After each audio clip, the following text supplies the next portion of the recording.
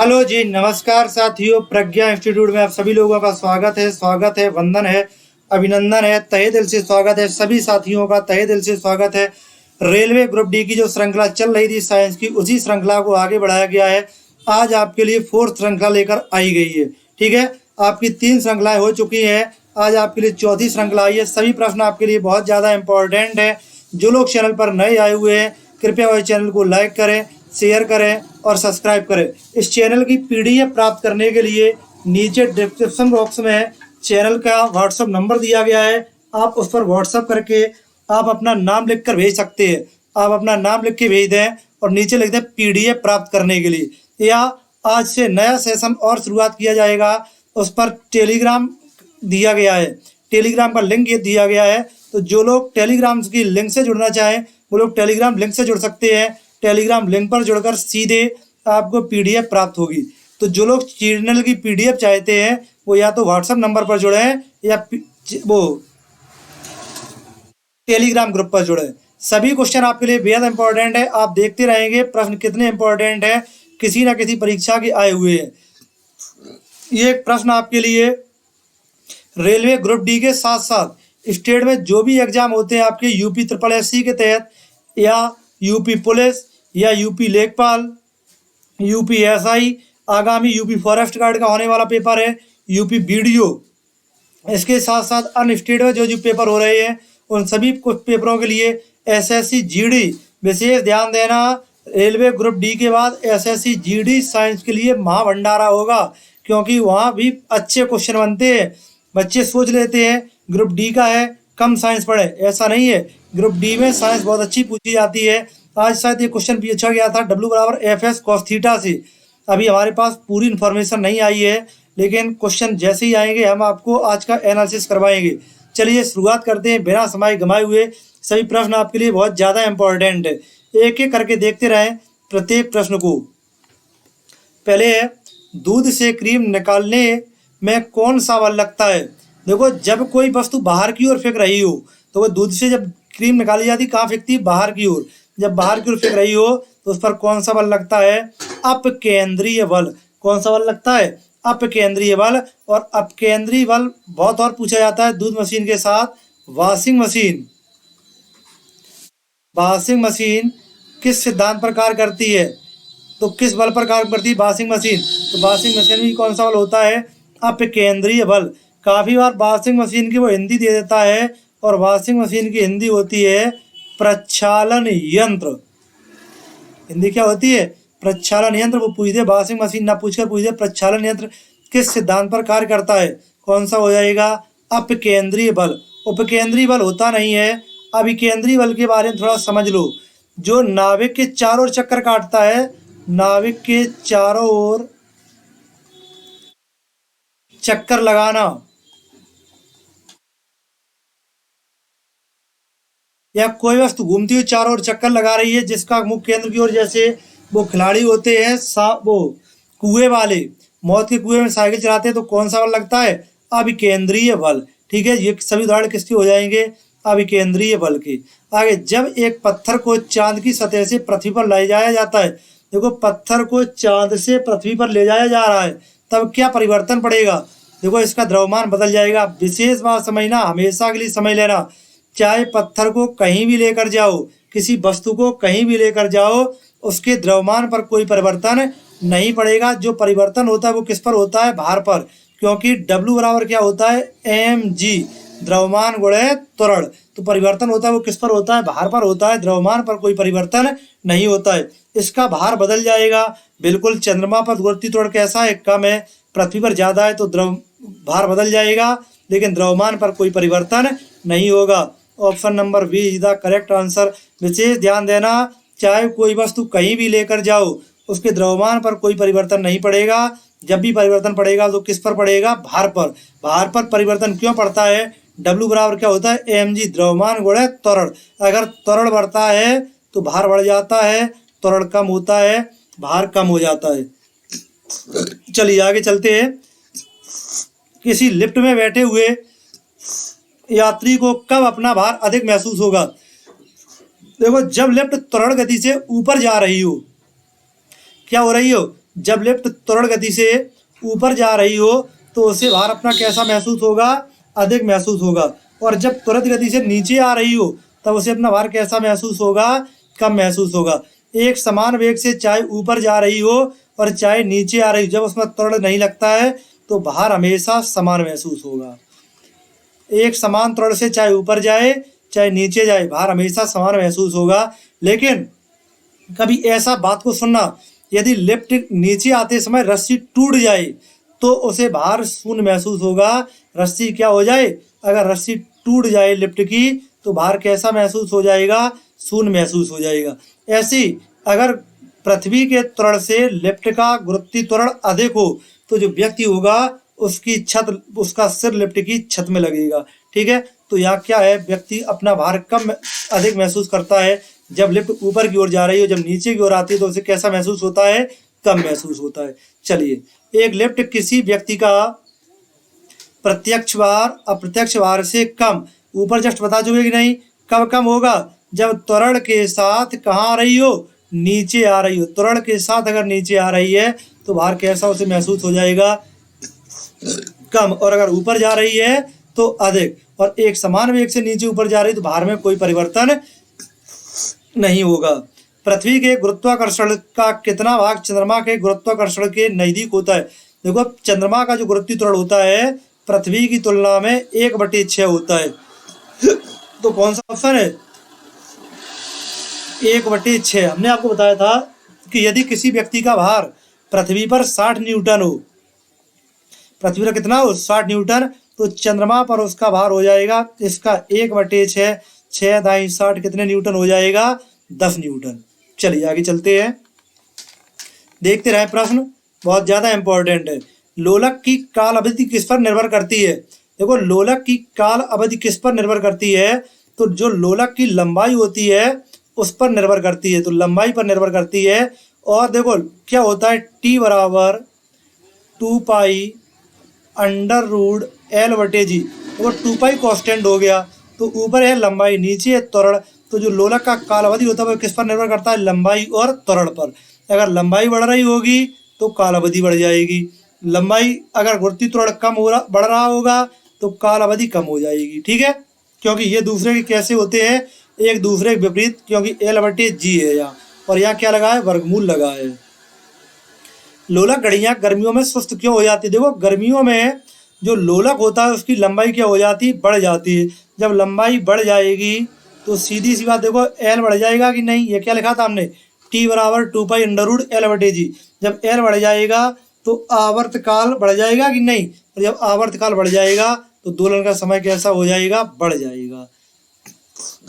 चलिए आगे देखते हैं, किसी लोलक की लंबाई 4 गुनी बढ़ा दिया। देखो क्या है, T बराबर 2 पाई √L/g है कि नहीं। जब ये L 4 गुनी बढ़ाई दी जाएगी तो आवर्तकाल पर क्या प्रभाव पड़ेगा। देखो यहाँ 4 का वर्गमूल कितना होगा, 2, तो आवर्तकाल कितने गुना बढ़ जाएगा, 2 गुना बढ़ जाएगा। चलिए आगे देखते हैं, वर्षा की बूंद गोल किसके कारण होती है। देखो, वर्षा की बूंद गोलाकार क्यों होती है, तो वर्षा की बूंद गोल होने का कारण है उसका पृष्ठ तनाव। क्या है, पृष्ठ तनाव। अगर कोई वस्तु कम क्षेत्रफल घेर रही है तो उसका कारण क्या है, उसका पृष्ठ तनाव। पृष्ठ तनाव के कारण ही वस्तु कम क्षेत्रफल घेरती है।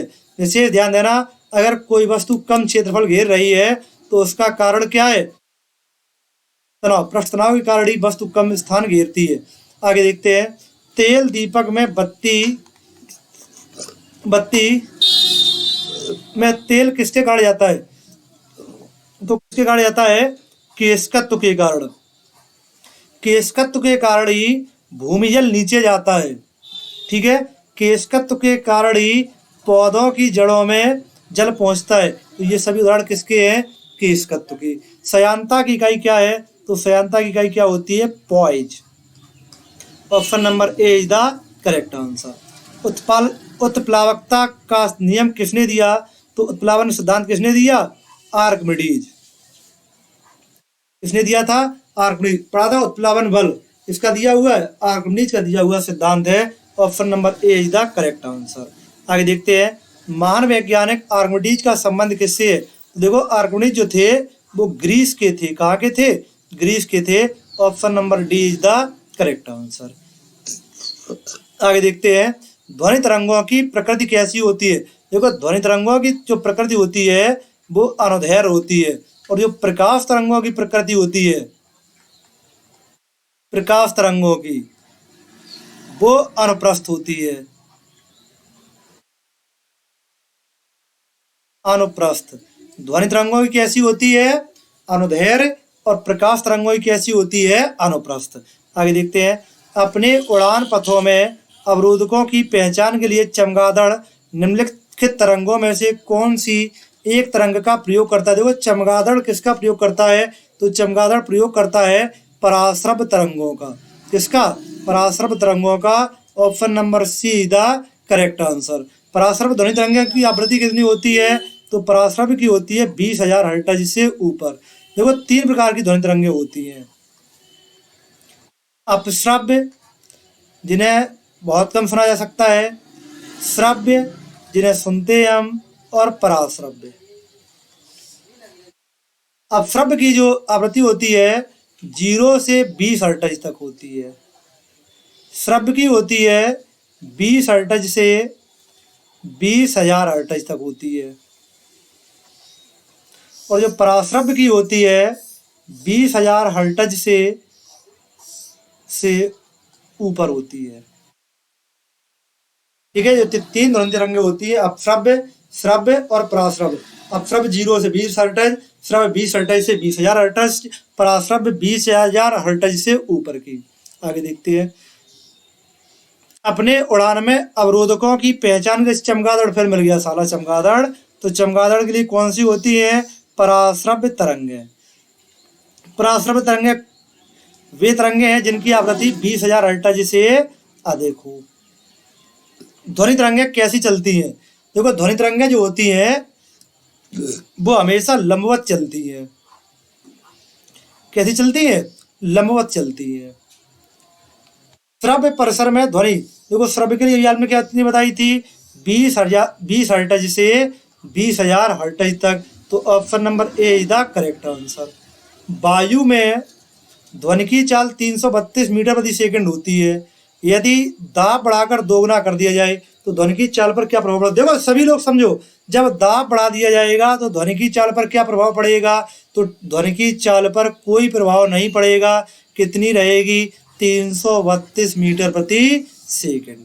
चलिए, ध्वनि की चाल अधिकतम कहाँ होती है?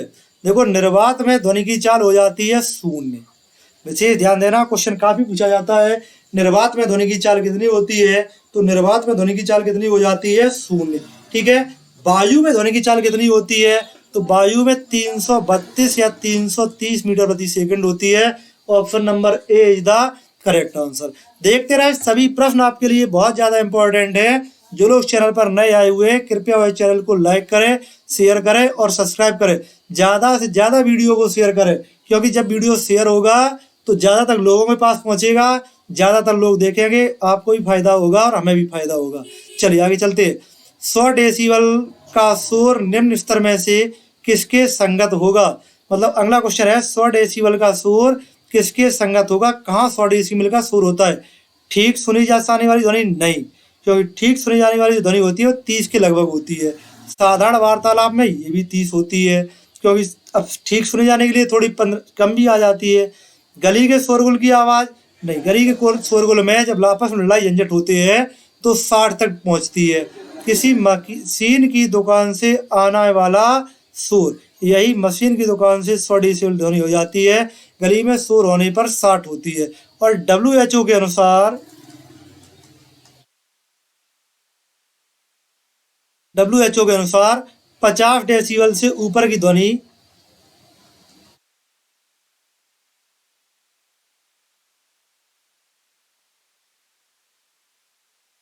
प्रदूषित मानी जाती है।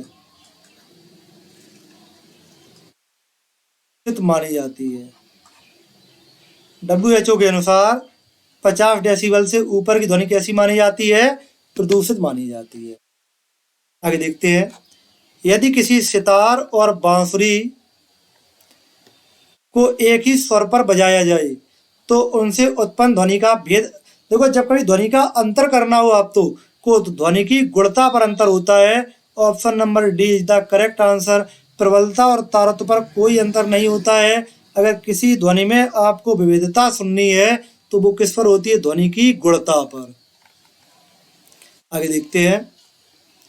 एक जेट विमान 2 मैक के वेग से हवा में उड़ रहा है जब ध्वनि का वेग 332 हो। देखो जो वेग संख्या होती है वो ध्वनि की चाल पर निर्भर करती है, वो वायु या हवा के वेग पर निर्भर करती है। देखो 2 मैक संख्या है कि नहीं, तो ध्वनि का वेग वायुयान की गति पूछी है तो ध्वनि की चाल उसने दे दी है, 332 है, तो 332 दूनी कितनी हो गई? 666। Option number D is the correct answer. अगर ये 3 गुनी हो जाती तो ये कितने गुनी हो जाती? 3 गुनी। अगर ये 4 गुनी हो जाती, कितने गुनी हो जाती? 4 गुनी। देखो 2 गुनी जब हो जाएगी तो ऐसे यानों को हाइपरसोनिक बोला जाएगा, और अगर 5 हो जाएगी मेक संख्या तो ऐसे यानों को सुपरसोनिक बोला जाएगा। चलिए आगे देखते हैं। डेसिबल का प्रयोग किसके लिए किया जाता है? तो डेसिबल किसके लिए? ध्वनि की तीव्रता के लिए। Option number C is the correct answer. ध्वनि तरंगे किसके कारण प्रतिध्वनि उत्पन्न कर? देखो प्रतिध्वनि का मतलब होता है एक के पास से वापस आना। तो ये प्रतिध्वनि किसके कारण होती है? परावर्तन के कारण। किसके कारण होती है? परावर्तन के कारण प्रतिध्वनि होती है। बेहद इंपॉर्टेंट क्वेश्चन है। प्रतिध्वनि सुनने के लिए श्रोता और स्रोत्र के बीच की न्यूनतम दूरी कितनी होनी चाहिए? प्रतिध्वनि सुनने के लिए श्रोता और स्रोत्र के बीच की न्यूनतम दूरी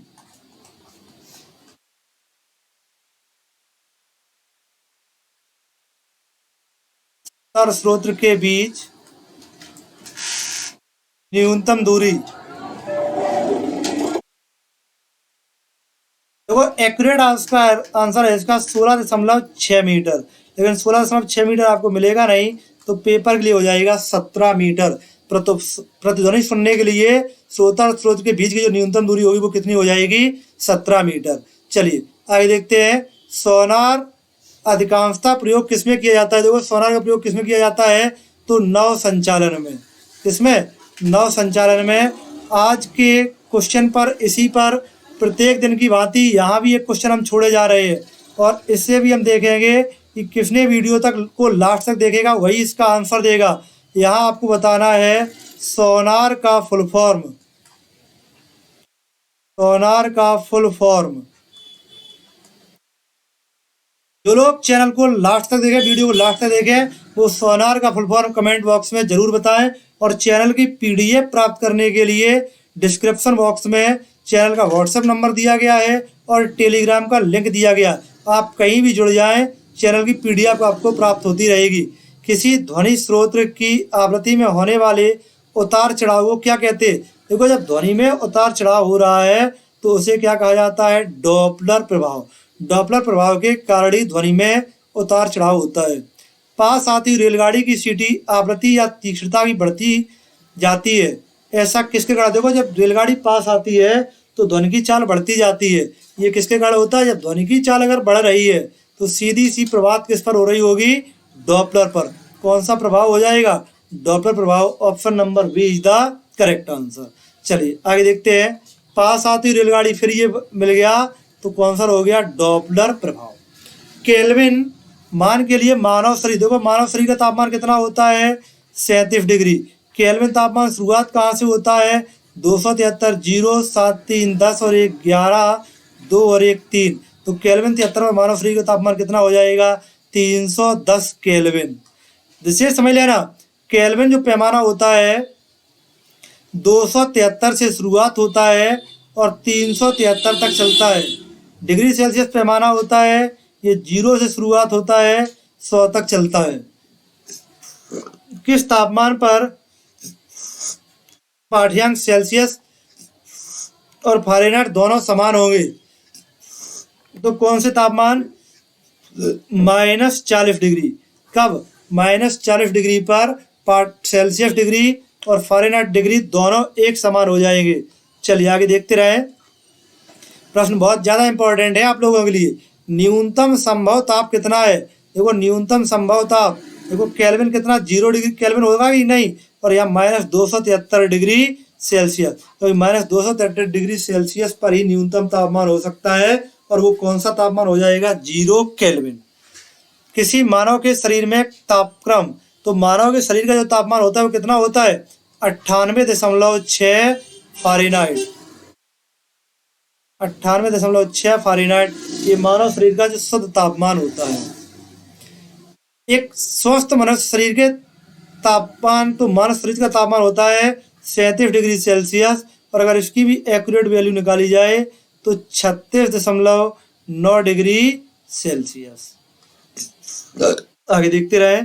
ठंड के दिनों में लोहे के गुटके और लकड़ी के गुटके को प्रातःकाल छुएं तो लकड़ी का गुटका लोहे का गुटका ज़्यादा ठंडा लगता है। देखो, जब कोई वस्तु ज़्यादा ठंडी लग रही है या ज़्यादा गर्म लग रही है तो वो किसके कारण होती है? ऊष्मा के कारण। ऊष्मा अगर कम है तो वस्तु ज़्यादा ठंडी होगी, ऊष्मा ज़्यादा है तो वस्तु ज़्यादा गर्म होगी। तो लोहे के गुटके का तापमान लकड़ी के गुटके के तापमान से कम होगा नहीं। लकड़ी की तुलना में ऊष्मा लोहे का अच्छा सुचालक है। देखो, लकड़ी की अपेक्षा लोहे में ऊष्मा ज़्यादा चल जाती है, इसलिए लोहे का टुकड़ा कैसा हो जाएगा? ठंडा। और अगर गर्मी होती तो लकड़ी की अपेक्षा लोहे का टुकड़ा कैसा हो जाता? ज़्यादा गर्म। ये किसके कारण होता है? ऊष्मा के कारण। किसके कारण होता है? ऊष्मा के कारण। आगे देखते हैं। ये ठंड के दिन फिर मिल गए। तो लकड़ी की तुलना में लोहा ऊष्मा का अच्छा चालक होता है। तो option number B is the correct answer. आणविक संचलन के द्वारा ऊष्मा का संचरण क्या कहलाता है? तो आणविक संचलन के द्वारा ऊष्मा का संचरण संवहन कहलाता है। क्या कहलाता है? संवहन कहलाता है। निम्नलिखित द्रवों में से कौन सा ऊष्मा का बहुत अच्छा चालक है?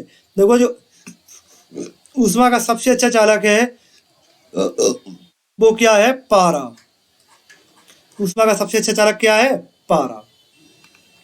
समान मोटाई के कपड़े की दो परतें उससे के दोगुना मोटाई के कपड़े की एक परत से अधिक उष्ण आवरण प्रदान करती है। देखो, समान मोटाई के कपड़े की दो परतें बना दी जाए या उससे दोगुना मोटाई के कपड़े की एक परत रखी जाए, एक में दो परत बना दी जाए, एक परत रखी जाए, तो अधिक उष्ण आवरण प्रदान करती है। इसका कारण क्या है? देखो, दोनों परतों के बीच जो संपुट वायु के कारण, या क्या होता है? दोनों परतों के बीच संपुट वायु होती है। ठीक है, तो option number A is the correct answer. ग्रीष्म काल में हमें सफेद वस्त्र पहनने चाहिए। देखो, ग्रीष्म काल में सफेद वस्त्र कैसे होते हैं? ऊष्मा के अच्छे परावर्तक होते हैं। तो सफेद वस्त्र ताप का कम अवशोषण करते हैं। बिल्कुल सही बात है, ये ताप का अवशोषण कम करते हैं और परावर्तन ज़्यादा से ज़्यादा कर देते हैं। तो option number C is the correct answer. न्यून तापमानों का अनुप्रयोग कहाँ होता है? देखो, न्यून तापमानों का अनुप्रयोग एक तो अंतरिक्ष में होता है, दूसरा चुंबकीय और दूरमितीय में किया जाता है। तो option number D is the correct answer. चलिए आगे चलते हैं।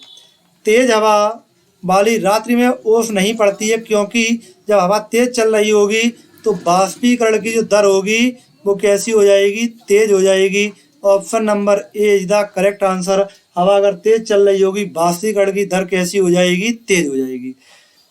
कपूर, ठोस कपूर से वाष्प बदलना क्या कहलाता है? दो, ठोस कपूर से वाष्प में बदलना ये क्या कहलाता है? ऊर्ध्वपातन। क्या कहलाता है? ऊर्ध्वपातन। ठीक है। वाष्पीकरण क्या होता है? जब पानी या कोई वस्तु सीधी द्रव से गैस में बदल जाए तो उसे क्या कहा जाता है? वाष्पीकरण कहा जाता है। मनुष्य आर्द्रता से परेशानी महसूस करता है, क्या कारण है? देखो, जब आर्द्रता होगी तो उसका पसीना वाष्पित नहीं होगा, तो कारण क्या है? पसीना का वाष्पीकरण ना होगा ना। चलिए अगले देखते हैं। किसी द्रव या का उसके क्वथनांक से पूर्व उसके वाष्प में बदलने की क्रिया को क्या कहते हैं? देखो, तो क्वथनांक से पूर्व वाष्प में बदलने की जो क्रिया होती है, क्वथनांक से पूर्व वाष्प में बदलने की जो क्रिया होती है उसे वाष्पीकरण कहती है। क्या कहते हैं? वाष्पीकरण कहती है। पहाड़ों पर पानी कब उबलने लगता है? तो 100 डिग्री सेल्सियस से कम ताप पर भी पहाड़ों पर पानी उबलने लगता है, क्योंकि पहाड़ पर जब पहुंच जाएंगे तो वायुदाब कैसा हो जाता है, कम हो जाता है। आगे देखते हैं, भाप से हाथ अधिक जलता है अपेक्षाकृत उबलते हुए जल की अपेक्षा, क्योंकि भाप में गुप्त ऊष्मा अधिक होती है। भाप में गुप्त ऊष्मा अधिक होती है, इसलिए वह हाथ को जला देती है। अगर उबलता हुआ पानी गिरेगा तो हाथ कम जलेगा। आगे देखते हैं, भाप से हाथ अधिक जलता है, बता ही चुके, भाप में गुप्त ऊष्मा होती है। Option number A is the correct answer. ऊष्मागतिकी का प्रथम नियम किस अवधारणा की पुष्टि करता है? तो ऊर्जा संरक्षण। ऊर्जा संरक्षण का सिद्धांत क्या है? ऊर्जा को ना तो उत्पन्न किया जा सकता है और ना ही समाप्त किया जा सकता है, बल्कि एक रूप से दूसरे रूप में बदला जा सकता है। तो option number A is the correct answer. प्रकाश तरंगें किस प्रकार की तरंगें हैं? जस्ट हमने ऊपर बताया था, प्रकाश तरंगें कैसी होती है? अनुप्रस्थ तरंगें होती है। और ध्वनि तरंगें कैसी होती है? तो अनुदैर्ध्य तरंगें होती हैं। प्रकाश विकिरण की प्रकृति कैसी होती है? तो प्रकाश विकृति की प्रकृति कण, तरंग और कण दोनों में समान होती है। Option number C is the correct answer. आगे चलते हैं, जो लोग चैनल पर नए आए हुए हैं कृपया चैनल को लाइक करें, शेयर करें और सब्सक्राइब करें। और लास्ट आपको आंसर बताना है, कल कमेंट बॉक्स में इसका भी आंसर लिखा होना चाहिए। निर्वात में प्रकाश की चाल कितनी होती है?